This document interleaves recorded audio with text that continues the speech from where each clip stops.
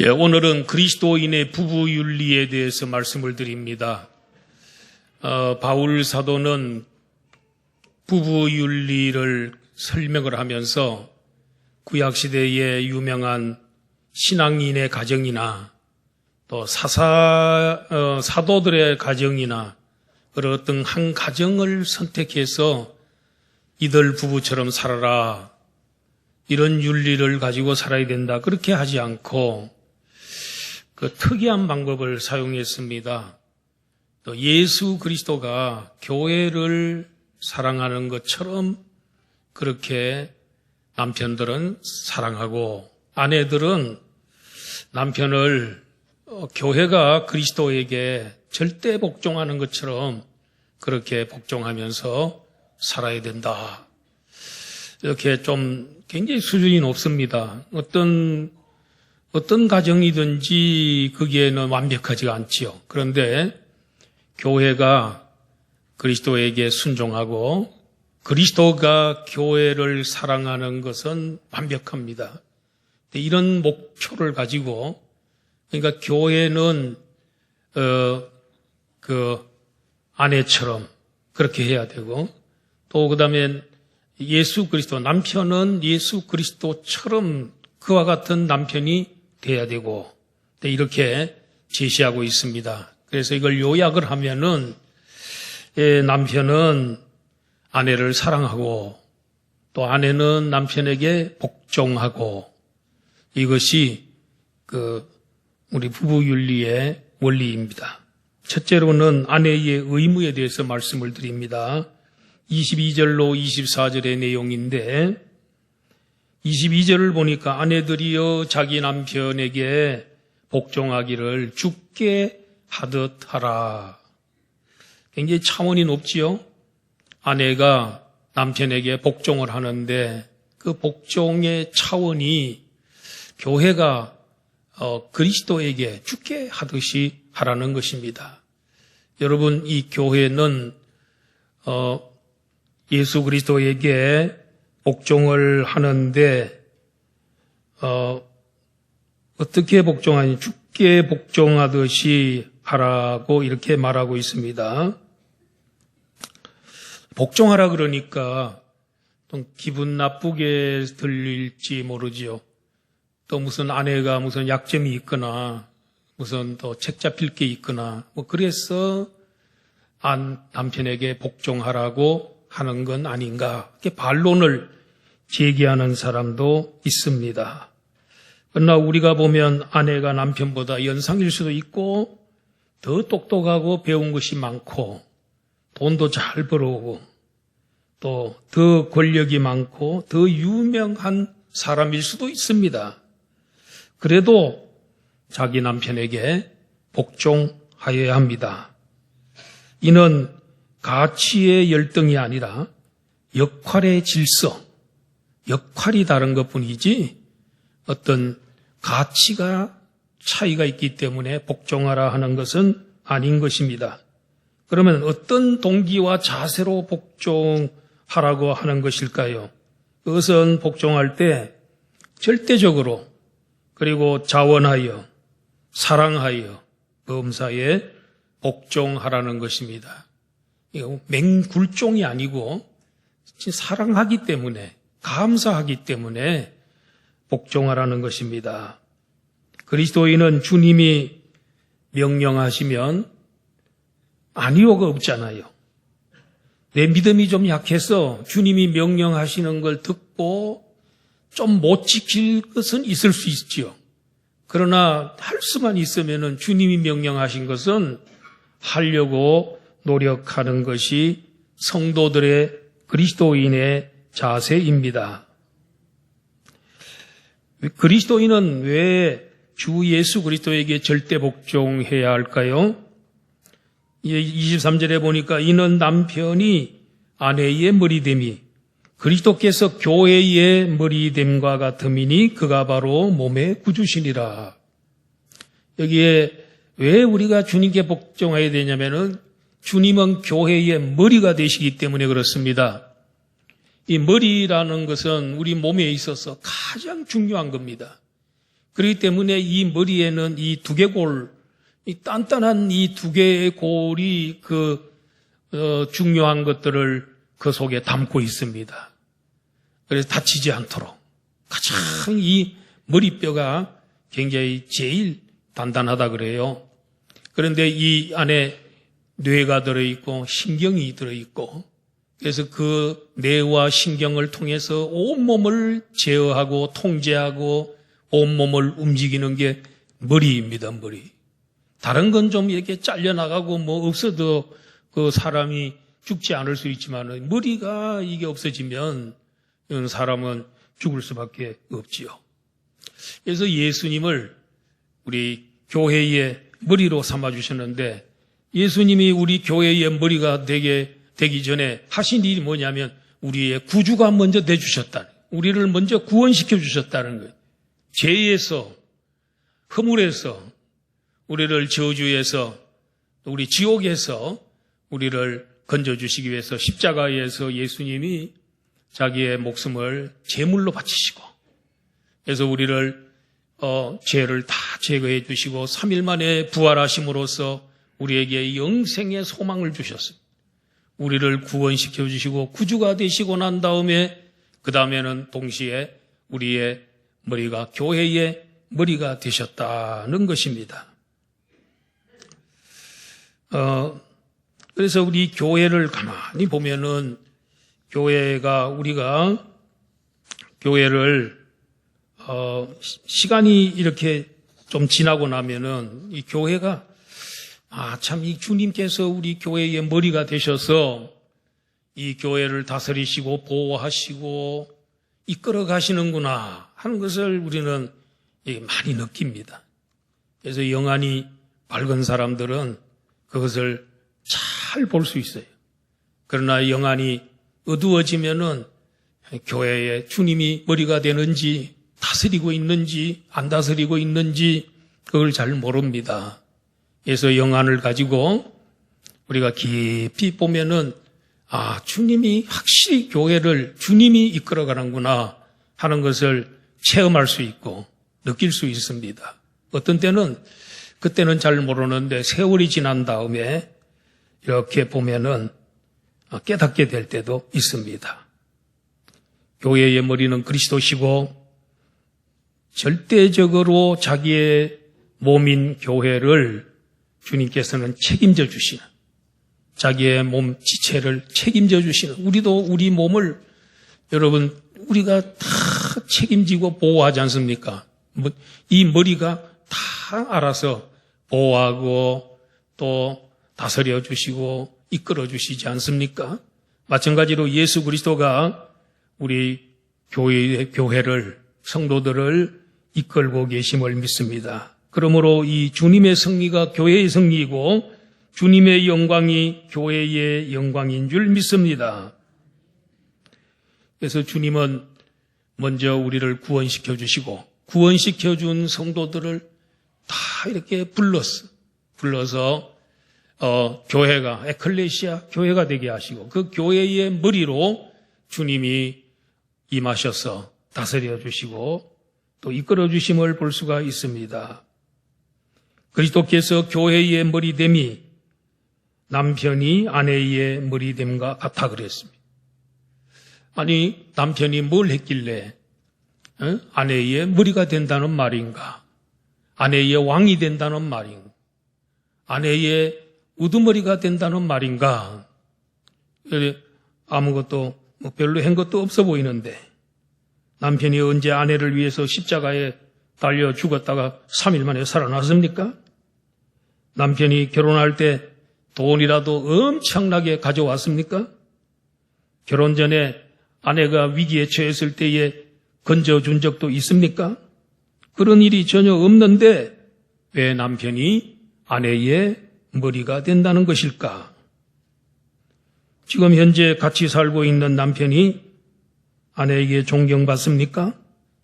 머리 역할을 잘 감당하고 있습니까? 그렇지 않을 수도 있어요. 그런데 왜 남편을 아내의 머리라고 선언하시는 것일까? 자격이 안 되고 부족이 많고 연약하여도 하나님이 아내의 머리로 세워주시고 임명하신 것입니다. 여러분, 이 세상에 80억 인구가 살고 있는데 그 중에서 단 한 남자, 그 남자를 나의 머리로 하나님께서 만나게 하시고 나의 남편으로 만나게 하시고 그래서 그가 여자의 머리가 되게 하시고 왕이 되게 하시고 다스리는 자가 되도록 해주셨다는 것입니다. 하나님은 미리 머리로 임명하시고 세우실 때 감당할 수 있는 능력과 권위와 복을 다 주시는 것입니다. 후임 목사님을 청빙 중에 있는데 지원자들 수십 명이 왔습니다. 다 훌륭합니다. 탁월합니다. 좋으신 분들에게 설교도 잘합니다. 들으면서 은혜 많이 받고 있습니다. 그러나 완벽한 분은 한 분도 없습니다. 최종 결정돼서 담임 목사가 되면 그때부터 주님께서 세우시면 능력도 주시고 지혜도 주시고 안양 북구교회를 이끌어갈 수 있는 권능을 주시는 줄 믿습니다. 말씀 충만하고 성령 충만하고 사랑 충만하게 할 줄로 믿습니다. 지금은 부목사님들이고 주로 부목사님들이지요. 그렇지만은 담임이 딱 되면은 하나님께서 그 시간부터 능력, 권능 다 주셔서 정말 멋지게 이끌어 갈 겁니다. 사명을 감당할 수 있는 능력을 주는 줄로 믿습니다. 80억 중에 한 사람 남자, 여러분들의 남편으로 하나님 만나게 하시고 세워주셨어요. 그때부터 그 전에는 보면 저 사람이 정말 가정을 잘 이끌 수 있겠나 그렇게 생각하지만은 그러나 지나고 나면 우리 하나님께서 점점 그 남편으로서의 권위가 세워지고 잘 이끌 수 있도록 은혜를 베풀어 주는 것입니다. 남편을 하나님이 미리 선택하시고 권위를 주시고 세우셔서 멋지게 감당하도록 해주시는 것입니다. 그렇기 때문에 사라가 자기 남편 아브라함을 부를 때 주여라고 불렀답니다. 주님 이렇게 불렀다는 거예요. 극존칭이지요. 주님이라고 다 진심으로. 주님이라고 늘 부르고 이렇게 대우하고 살다 보니까 하여튼 남편의 말을 철저하게 순종을 했어요. 애굽으로 가나안 땅에 흉년이 들어서 애굽으로 잠깐 동안 이민을 가게 됐는데 거기 갔더니 애굽 사람들이 이 아브라함의 아내 사라가 너무너무 미녀고 이뻐가지고 잘못하면 아브라함 생각에 나는 죽이고 내 아내를 뺏어갈 사람들이 많겠구나. 특별히 바로 왕이 그럴지도 모른다. 그래 그 아내 보고 뭐라 그러니까 여보 내가 지금 두려워서 못 살겠는데 애굽에 가거든 누구냐고 묻거든 당신은 내 동생입니다. 저분의 동생입니다. 저분은 우리 오빠입니다. 그렇게 얘기하고 나는 누이라고 얘기할 테니까 그래도 되겠냐 그랬더니 참 남편을 존경하는 그 사라가 그렇게 하시죠. 근데 진짜 갔더니 이 바로가 진짜 얼마 이뻤는지는 잘 모르겠는데 하여튼 궁궐로 데려가 버렸어요. 우리 하나님의 역사로 하나님이 역사하셔서 건드리지 못하도록 하나님이 하셨지요. 왜냐하면 그를 통해서 이삭이 나오고 이삭을 통해서 다윗이 나오고 다윗의 후손에 예수 그리스도가 나오는 구세주의 혈통이기 때문에 그걸 함부로 못 건들도록 하나님이 역사하시죠. 오히려 그걸 알게 된 바로 왕이 나중에 나갈 때에 애굽에서 나갈 때에 아브라함에게 가축도 주고 재산도 주고 이래가지고 파리파리 실어서 그에게 준 것을 볼 수 있어요. 근데 또 한 번 또 순종해요.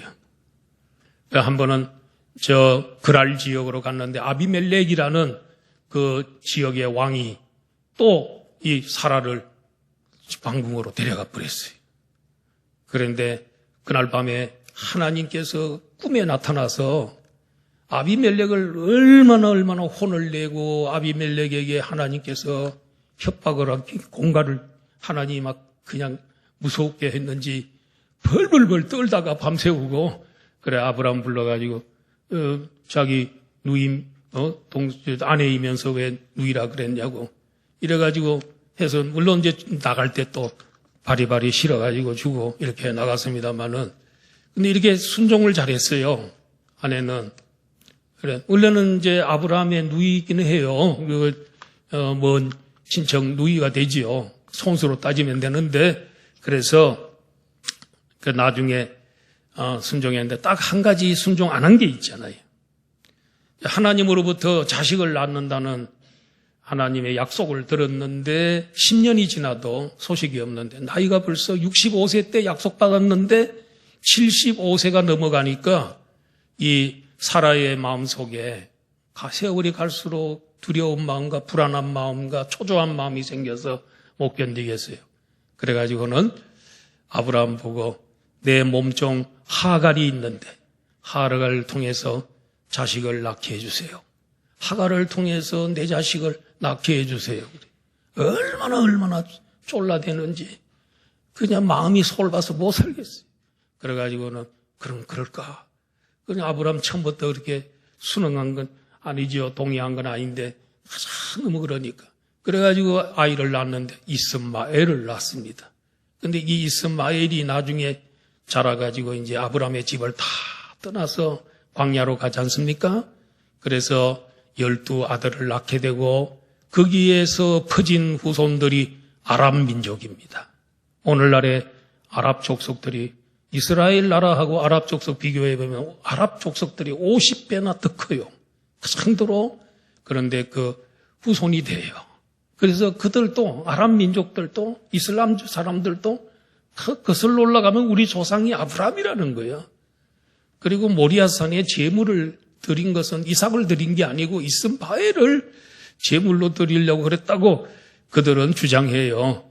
그 정도로 아브라함은 거슬러 올라가면 그 모든 조상이 되는 것을 볼 수가 있습니다. 그런데 그 지금도 아랍하고 이스라엘 민족들이 얼마나 싸웁니까? 수천 년 동안 철천지 원수로 싸우고 있는 겁니다. 그 사라의 인간적인 생각, 사라의 불순종, 아브라함이 싫어하는 것을 불순종한 아내 때문에 맺어진 열매라고 볼 수가 있습니다. 그래서 성경에 보면은 24절에 그러므로 교회가 그리스도에게 하듯 아내들도 범사에 자기 남편에게 복종하라 그래도 어떤 때는 잘하다가 사라는 또 한 번은 잘 못했습니다. 그래서 참 비극이 일어나게 된 것입니다. 아내들도 범사에 남편에게 복종하되 교회가 그리스도에게 하듯 복종해야 합니다. 기분에 따라서 컨디션 따라서 자신의 형편에 맞춰서 판단에 의해서 복종해서는 안 되고 무슨 일이든지 복종해야 한다는 것입니다. 복종을 할 때에 불평으로 하지 말고 남편을 가정을 다스리는 주인이요 임금으로 세우셨다. 그렇게 생각하고 남편은 유일한 주인이요 왕이다. 나를 보호하고 다스리고 또 나를 도우라고 하나님이 뽑아준 사람이다. 선택된 사람이다. 그렇게 생각하고 존경하고 수고했다 그러고 그렇게 해야 될 것입니다. 원래 이 부부라고 하는 부부사랑은 원래는 에로스라 그럽니다. 남녀 간의 사랑을 에로스 사랑이라. 조건부 사랑입니다. 저 남자가 나를 사랑하기 때문에 나도 사랑하는 겁니다. 이걸 에로스 사랑이라고 합니다. 감각적 사랑이라고 할지요. 근데 우리 기독교인들은 이 사랑을 넘어서 우리는 아가페 사랑을 해야 되는 것입니다. 주례를 할 때에 묻습니다. 신부에게 신랑에게 다 묻습니다. 이렇게 하겠냐고 서약을 묻습니다. 대답을 하면 성혼 공포가 이루어지는 것은, 양쪽에 묻는 것은 그렇게 한평생 사랑하기로 하겠습니다. 하겠습니까? 예 하고 대답하는 것은 이게 조건부입니다. 서로 에로스 사랑이기 때문에 그런 겁니다. 그런데 목사님이 주례하는 그 서약은 조금 다릅니다. 이 하나님과 이 많은 정인 앞에서 서약하겠나 묻습니다. 그리고 하나님 주 예수 그리스도의 이름, 성부, 성자, 성령의 이름으로 공포하는 것입니다.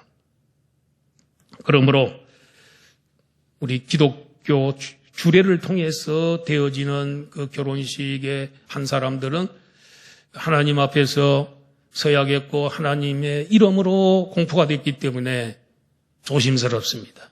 어떤 일이 있어도 절대로 헤어져서는 안 되겠다 하는 이런 생각을 갖게 되는 것입니다. 예로서는 조건부 사랑이기 때문에 그렇습니다. 여러분, 우리는 교회를 사랑해야 됩니다. 교회가 그리스도에게 순종하듯이 그렇게 해야 하는 것입니다.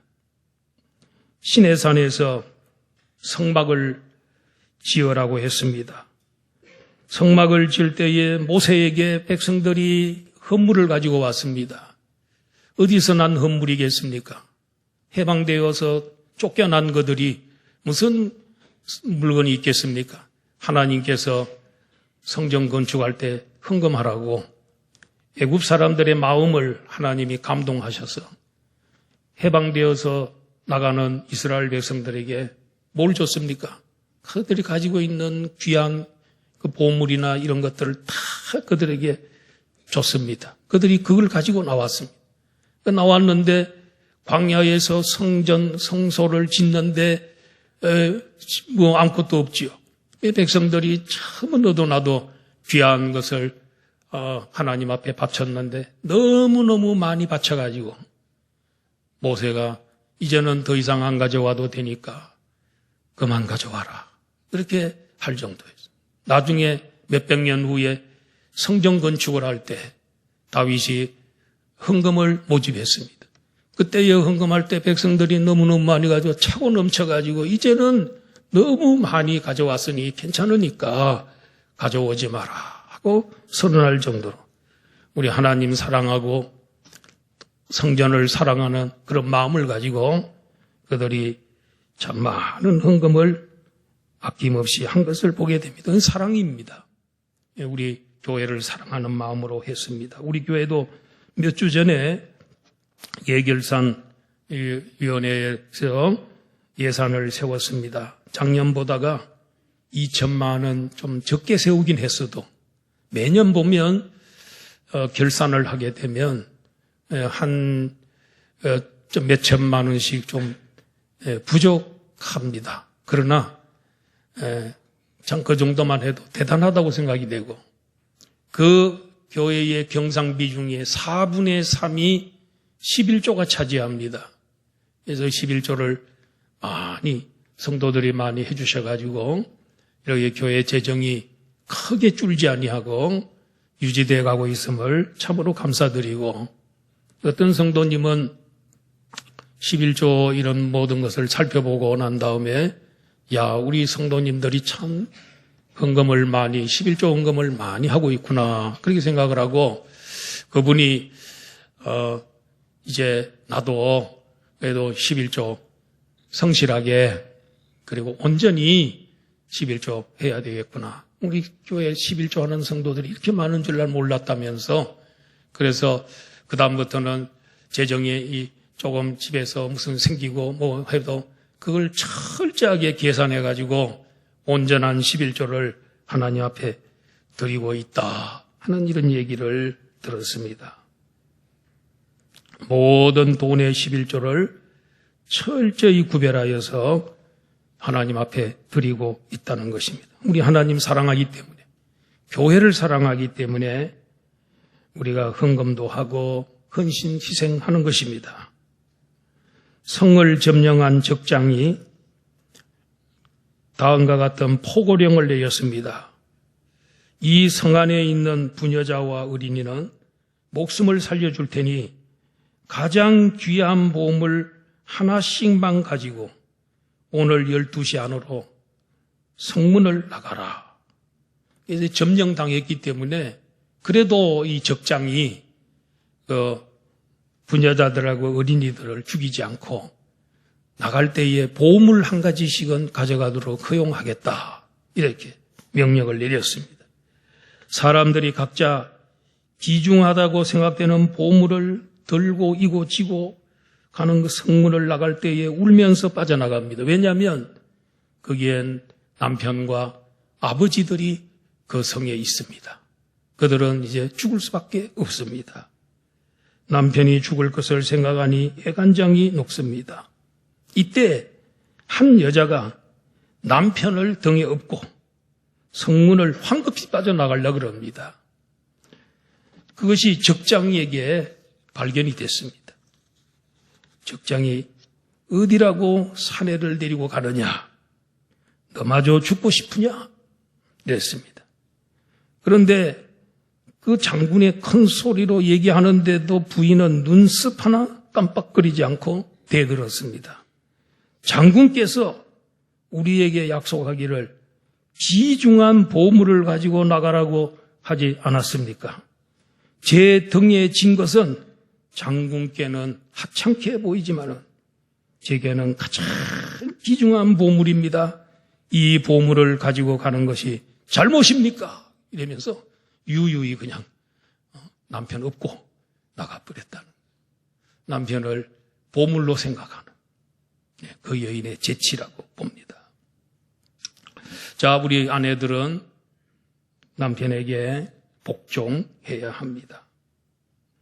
두 번째로는 남편의 의무입니다. 남편들은 25절에 보니까 남편들아 아내 사랑하기를 그리스도께서 교회를 사랑하시고 그 교회를 위하여 자신을 주심같이 하라. 그리스도께서 교회를 어떻게 사랑했습니까? 그들의 죄를 위해서, 그들을 저주에서 벗어나게 하기 위해서 십자가에서 대신 죽어주신 화목 제물로, 속죄 제물로 자신을 드렸었습니다. 아내의 남편을 향한 절대 복종보다도 더 어려운 게 있다면 남편이 아내를 위해서 죽어주는 것, 죽는 게 더 어려운 일이죠. 주님은 죄인들이 죄와 허물이 너무 많음에도 불구하고 무조건적으로 사랑하셨습니다. 사랑받을 만한 자격이 전혀 없음에도 불구하고 사랑하셨습니다. 마찬가지로 남편들도 아내를 아카페해야 합니다. 아내가 흠이 있더라도, 아내가 마음에 흡족하지 않더라도, 약점이 있어도, 아내가 병들어도 늙었어도, 실수를 했어도 변함없이 아카페해야 합니다. 사랑은 허물을 덮는 겁니다. 아카페는 허물을 덮어주는 겁니다. 허물을 다 파헤쳐서 망신을 주고 매장시키지 말고 최대한 덮어주고 회개하고 회복시켜서 바로 살도록 도와줘야 합니다. 오늘날에 보면 많은 남자들이 남성 우월주의나 권위주의와 유교 사상으로 인해서 아내의 인권을 무시하고 종처럼 부리고 혹사시키고 조금도 생활을 돌보지 않는 그런 남편은 좋은 남편이 아닙니다. 그리고 26절에 보니까 이는 곧 물로 씻어 말씀으로 깨끗하게 하사 거룩하게 하시고, 예수님은 더러운 성도들을 자신의 피로써 씻어주시고 깨끗하게 해주고 거룩하게 하셨습니다. 마찬가지로 남편은 아내를 거룩하게 살도록 이끌어주고 도와줘야 될 책임이 있습니다. 예배를 드리고 기도하고 말씀으로 아내를 양육해야 합니다. 아내의 영적인 면도 책임지고 양육해야 합니다. 가정교회는 남편을 될 수가 있으면 좀 부족해도 목자로 세우는 것은 남편의 리더십을 키워주려고. 가정에서 남편이 가장이기 때문에, 왕이기 때문에 교회에서도 리더십을 키워주려고 그렇게 합니다. 남편은 예배 때나 기도회 올 때에 혼자 오지 말고 아내와 자식과 같이 와야 합니다. 남편이 경건해야 아내를 경건하고 거룩하게 이끌 수 있는 것입니다. 에베소서 6장 4절에 보니까 아비들아 너희 자녀를 노엽게 하지 말고 주의 교훈과 훈계로 양육하라 그랬어요. 누구를 보고? 아비들아 그랬어요. 어머니들아 그게 아니고 아비들아. 자녀 교육의 책임자는, 최종 책임자는 아비들입니다. 아비들이 아무리 바쁘고 밖에서 열심히 일하고 피곤하더라도 자녀를 주의 교훈과 훈계로 양육할 책임이 아빠에게 있다는 것입니다. 27절에 보니까 남편의 또 어떤 사명이 있습니까? 자기 앞에 영광스러운 교회로 세우사 티나 주름 잡힌 것이나 이런 것들이 없이 거룩하고 흠이 없게 하려 함이라. 교회를 영광스러운 교회로 만들어요. 아내를, 가정을 영광스러운 가정으로 만들 책임이 남편에게 있다는 것입니다. 예수님이 영광스러운 분이셨기에 교회도 영광스럽게 될 수 있습니다. 아내가 티나 주름 잡힌 것이나 이런 것들이 없이 거룩하고 흠이 없게 하려고 남편이 노력해야 하는 것입니다. 남편이 가정에서 잘해야 어떤 남편들은 결혼할 때에 술을 전혀 먹지 못하는 아내 가장 틈 만나면 같이 술을 먹고 이러다 보니까 그게 나중에 전문가가 돼가지고 끊을 수도 없는 그런 자리에 나갈 수 있습니다. 우리는 얼마나 좋습니까? 정교인 성경 통독 대행진. 남편이 직장생활하고 돌아와 밤에 더 성경 읽는다고. 그러니까 그 놀라운 아름다운 모습 아닙니까? 이와 같이 남편들도 자기 아내 사랑하기를 자기 자신과 같이 할지니 자기 아내를 사랑하는 자는 자기를 사랑하는 것이라고 했습니다. 어느 정도 아내를 사랑해야 되냐면 자기 몸을 사랑하는 것처럼 자기 몸 사지 않는 사람은 세상에 없습니다. 우리 집은 문제가 있습니다. 저의 집은 문제가 뭐냐면 한 사람은 추위를 많이 타고 한 사람은 또 더위를 많이 타는 것입니다. 그런데 이 두 사람이 밤에 잘 때 문제입니다. 그래서 한 사람은 문을 열어놓고 자자. 한 사람은 될 수 있는 대로 닫아야 된다. 한 사람은 계속 열고 한 사람은 계속 닫고 그렇게 해요. 왜 그러냐면 문을 꼭꼭 닫고 자면요. 더워서 못 잔다는 거예요. 그렇지 않아도 그 몸이 화로와 같은데 그런데 이 더워서 안 된다. 한 사람은 조금만 추워도 그냥 감기 기운이 또 찾아오고 그렇게 되기 때문에 그래서 적당히 열어놓고 이렇게 잡니다. 근데 이제 의사들의 말을 들어보니까 이 몸을 잘 때 따뜻하게 하면은 몸이 좋답니다. 너무 차게 하면은 병이 생겨난답니다. 그러나 겨울이 되면은 될 수 있는 대로 추위를 많이 타는 사람이 약자이기 때문에 좀 약자 편을 좀 들어주는 게 좋죠. 문을 꼭꼭 닫고 떳떳하게 하는 게 좋고 여름이 되면은 좀 더위를 많이 타는 사람이 약자니까 그 약자 편을 들어가지고 조금 이렇게 열어놓고 그 대신 자기가 옷을 두껍게 입고 자면 되니까 그래서 그런 지혜를 이렇게 얻을 수 있습니다. 자기 아내를 사랑하는 게 자기를 사랑하는 것입니다. 자기 아내 사랑하지 않으면 여러분 병원에 입원하거나 병이 들면 나만 손해입니다. 전부 돈을 누가 내야 됩니까? 남자가 돈을 내야 돼. 남자가 벌어온 돈 가지고 다 쓰는 거기 때문에 자기 몸이라고 생각해야 돼. 예수 구절에 보면 누구든지 언제나 자기 육체를 미워하지 않고 오직 양육하여 보호하기를 그리스도께서 교회의 함과 같이 하나니. 양육하고 건강하게 만들어주고 보호를 잘해주는 남편이 되어야 됩니다. 어느 날 세 남자가 하늘나라로 올라갔습니다. 그런데 천국 문에서 명부를 대조하던 문지기가 말하기를 당신들은 아직 때가 되지 않았으니 내려가서 수명을 다하고 오라. 그렇게 부탁을 하면서 그래도 이까지 왔는데 수고는 했으니까 미안하니까 소원 하나씩 들어주겠다. 그래서 첫 번째 사람이 나는 권력을 한번 잡아보고 오기를 원합니다. 그랬더니 권력을 줬어요.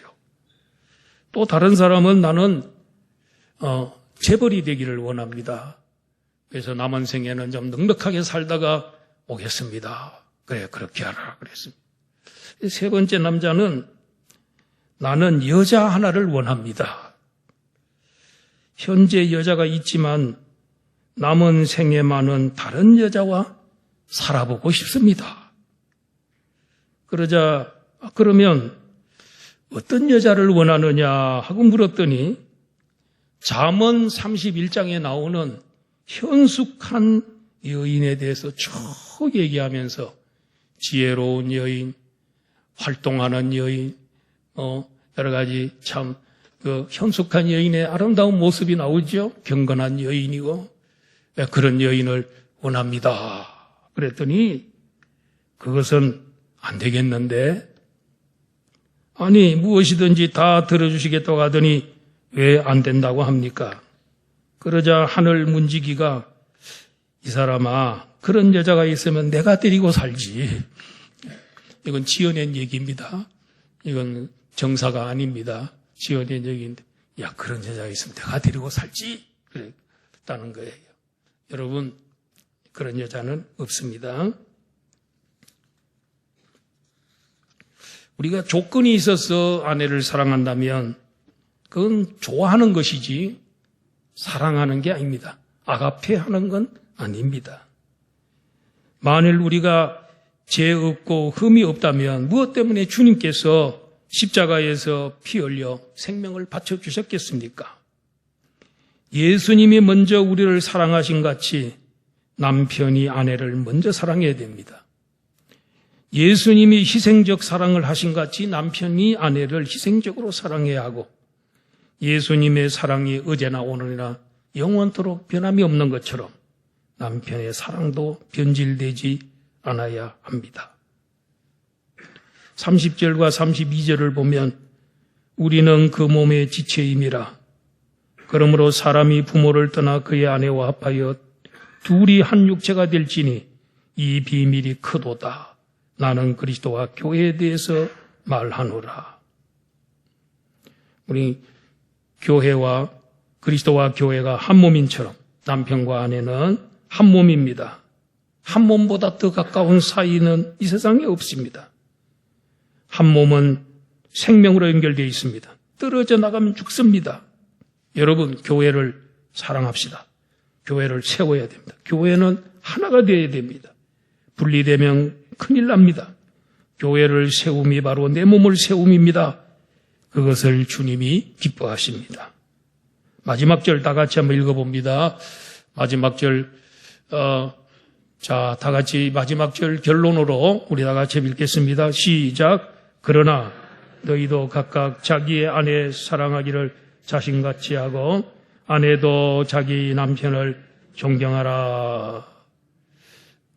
남편은 아내를 사랑하고 아내는 남편을 존경하라 그랬습니다.